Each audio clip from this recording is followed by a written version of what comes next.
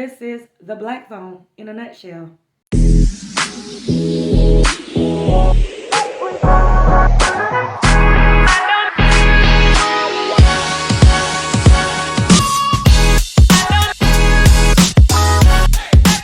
Alright, so the running time for the Black Phone is 1 hour and 43 minutes. But I'm going to run this down in a nutshell. The Black Phone is directed by Scott Derrickson, and it premiered June 24th of 2022. This movie consists of a bunch of kids, but don't get it twisted. Just because it has a bunch of kid actors does not mean that this is a child-friendly movie.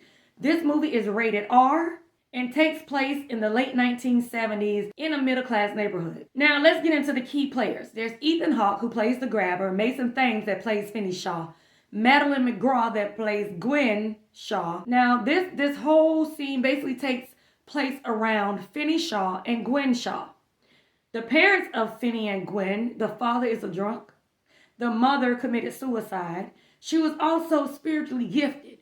She has spiritual possessions, sort of say. She was either clairvoyant or clairaudient. If you're watching this movie and you listen to the part when the father is speaking with the daughter, he describes to her that the mom used to hear voices. She would hear spirits talking to her, but they would have her to do a lot of things that were not good. And she ended up committing suicide.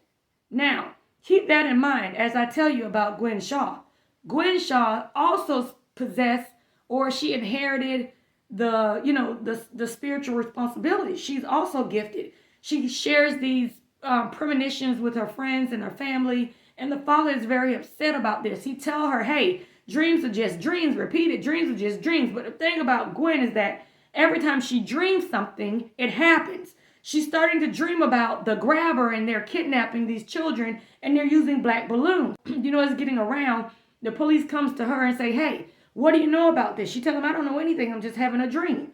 I just dream about, the grabber and he's using black balloons. And when they find, the missing children, there are balloons left at the crime scene. So, they kind of figured out, well, she is a young girl, so she doesn't have anything to do with it, but it's something, really suspicious about her and her dreams. Now, let's get into it. Finney and Gwen Shaw were walking home.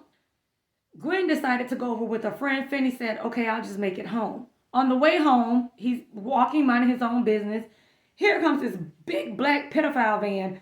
It has abracadabra written on the side of the van. This man pulls over to the side. He jumps out. His face is painted white, and he has on a black top hat. He's the grabber, played by Ethan Hawke. He comes out of the van with a bag of groceries, which that was completely, I don't know. It didn't make sense in the movie, but hey, they put it there. So he leans up and he say, hey, I'm a magician. Do you like magic tricks? And Finney's like, yes, I like magic tricks. Do you want to see more? Finney's like, yes. Finney peeks into the pedophile van and Ethan Hawke, the grabber, snatch these big balloons, and he's just with the balloons, he's shoving him with these balloons, pushing him inside the van. Finney is trying to fight back, but he's just no match, and he sprays him in the face with an aerosol can. I don't know what's in it, but it goes in his eyes and in his mouth. Now, Finney Shaw, he is a young boy that does not stand up for himself whatsoever. He ended up befriending another young boy named Robin. Robin was a tough guy. Robin did not play the radio. Robin did not see your size. You understand? Big, medium, small. If you came at Robin, he will stand up for himself. He would defend himself. Now, Robin is a key player, so pay attention.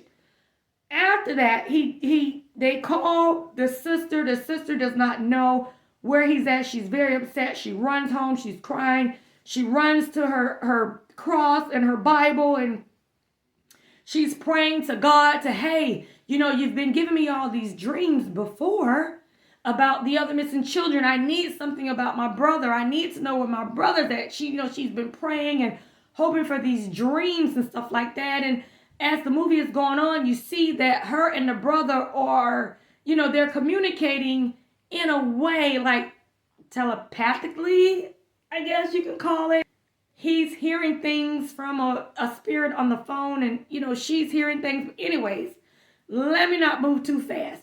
So, while she's dreaming and praying to God to show her where her brother's located, the brother is now in a basement. The grabber takes him into a basement. He tell him, hey, you can scream and do whatever you want to do. I've soundproofed this basement so nobody will hear you.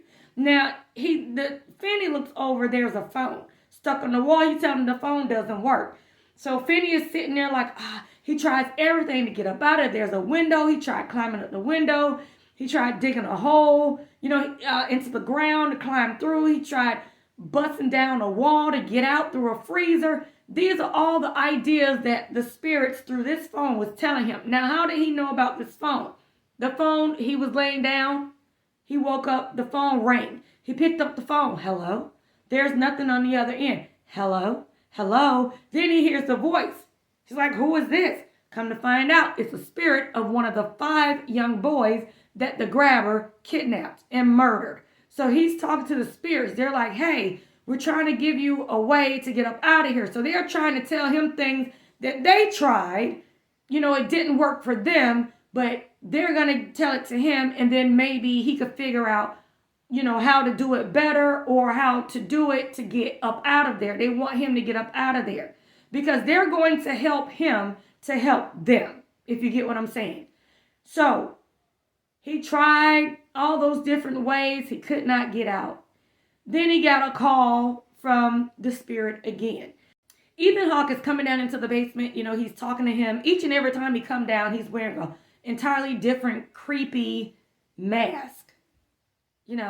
And when he leave out, the phone will ring, and Finney would pick up the phone and speak with the spirit. So Finney was kind of like a medium. He could communicate through the black telephone to the spirits on the other end. The one spirit called and said, hey, do not go up those stairs, because the grabber left the door unlocked, and he did it on purpose. He wanted Finney to come upstairs so he could play his naughty boy game. It's called the Naughty Boy. Sound like that might be a dance or something. Do the naughty boy, the naughty boy, do the naughty boy, the naughty boy, do the naughty boy, the naughty boy, the naughty boy, hey, the naughty boy. Seems like that could be a dance, right? All right, so anyways, he told him, listen, do not go up those stairs.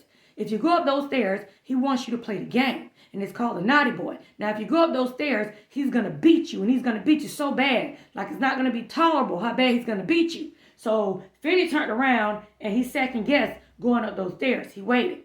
So, then he got another phone call. And it was from another spirit. Now, during this time, I believe this is the time that him and the sister, they were communicating telepathically. Because the sister had been praying, hey, I need a sign. I need to know something. And the spirit came through. And it was kind of like a rough older spirit. And they were riding. And they were, they were in like something like a taxi cab.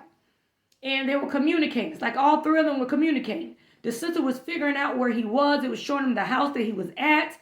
So the paper boy, I believe it was, called him and was like, hey, the grabber has been up all night waiting for you to come out. But you haven't come out. So he's really tired. What you can do, you could sneak up there, because when he kidnapped me, he took my bike lock and he put it on the door. And then Finn was like, well, what's the code? He's like, I don't know the code, but I wrote it over by the wall. Go look on the wall. So when he looked, there was a series of numbers, 23317. Finn was like, hey, spirit, I need to know. You have 23317 written here, but what is it? Is it 23317? Is it 233, 17? Like, how is it? What's the combination? He said, I don't know. I gave you the numbers. You just have to figure it out. So Finney was like, he said, but whatever you do, be very, very quiet. Do not let the grabber catch you. So Finney, he opened up the door. He started creeping upstairs. At this time, my nerves was shot. It was going through the roof. I'm like, oh my goodness, is he going to get it? So he walked up and then he paused and he looked over at the grabber. He was standing right in this. I'm like, please just get to the door and unlock it. So he went over to the door. He was being very, very quiet. He was putting all the codes in. He was just, turning the combination, trying to get it, pull it, don't unlock. He turned the combination, pull it, don't unlock. I'm like, come on, Finney, before you wake up. So at this point, when he pulled the lock, I was like, yes. I was like, he is going to be saved. This is it. But then I realized that we still had an hour more to go before this movie was over. So I said, more likely, no, he's probably not saved. So once he pulled the lock and it came loose, Finney took off. He started running. I was like, yay, go Finney. I was like, Team Finney, like, go, go, go, go, go. The grabber eyes flew open. He can't catch Finney because Finney is running like he has motors on the bottom of his feet. He's just running, running, running, running. He's getting it. He's getting him like, go Finney, go Finney. You know, he gets almost to the neighbor house. You see the black pedophile van coming around the corner with the big abracadabra on the van. Now, I want to know, this van is a big black pedophile van with abracadabra. This, for whatever reason, it just did not stand out in this community. And I don't understand that. Nevertheless, back to the movie. He sees Finney. He jumps out of the van and he tackles Finney. And he grabs this knife and he stick it to him. He tell him, you better not move, I will gut you. So Finney didn't move. He laid there. He was so close to escaping. The neighbor's lights came on. He's like, you better not say anything. Finney don't say nothing because he was going to gut him. So he put him back, grabbed him, hit him. Boom. Put him back in the van, took him, dropped him back off into the basement. I was like, oh no! They got him again. So it's like at that time you could see the life in Finney was just starting to just dwindle. He was at the point where he was just giving up. Like, I cannot escape this man. I just can't do it. And then all of a sudden the phone rang and it's Robin. Robin is Finney's friend that often stick up to the bullies on Finney's behalf. He's like, listen, you tried everything. This is your last straw. You know, if you don't get it this time, it's going to be killed or be killed. So you have to get it. This is what we're going to do. Finney was like, listen, you know, I can't do this. If it was you, you're a tough guy. You know, you would be able to take the grab. I can't do it. Then Robin was like, do not let my death be in vain. Here, this is what we're going to do. You remember all that dirt you were digging up over there? Yeah, okay, we're going to take that dirt and we're going to pack it in this phone. This will be your last conversation on this phone with me. You're going to pack dirt into the phone. So Finney ran over there. He was packing, you know, the dirt into the phone. And the idea is to make the phone heavy like a brick. So he was packing dirt inside of the black phone. And then, you know, he said, I'm going to teach you. This is what you do. So during this time, he's telling Finney, you're going to hold the phone like this. You're going to step back, step forward, swing. Step back, step forward, swing. You know, you're going to hit him. This is how you're going to get the grabber. This is how you're going to defeat them. Meanwhile, the sister is panicking, you know, but she's having these dreams. And then she's seeing this house with the number 7714. I forget the number, 7741, something like that. She see the house number, right? So she's like, okay, I got to find it. She called the police and was like, hey, I think I know where the grabber's hiding my brother. She gives the information to him. They're riding up and down, you know, the road and stuff like that. During this time, he's sitting down and he's trying to get his composure. You know, he's trying to get himself together. And the brother of the grabber comes downstairs and is like, oh my God, he has kids in here.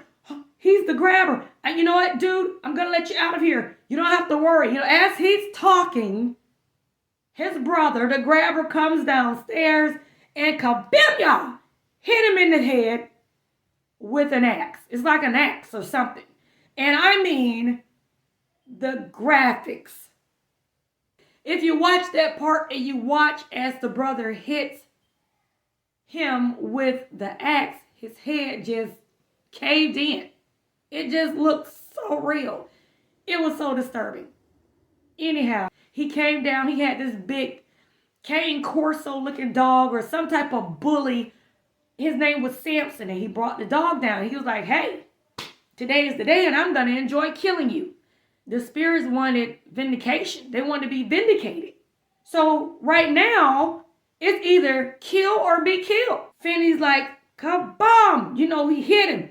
Step back, hit him. Everything that Robin had taught him, he used it. And he beat the grabber. The grabber slipped, fell inside the hole that he had been digging the dirt up out of. Finney wrapped the phone cord around his neck and was just choking him like, get him, Finney, get him, Finney.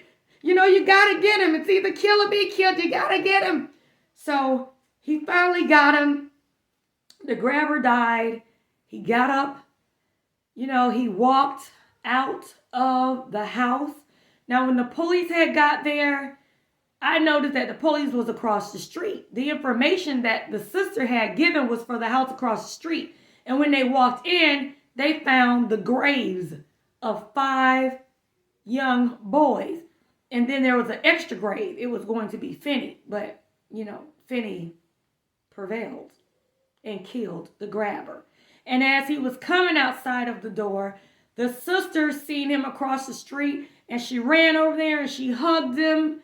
And she hugged him, and they got him, and they put him in the back of the ambulance.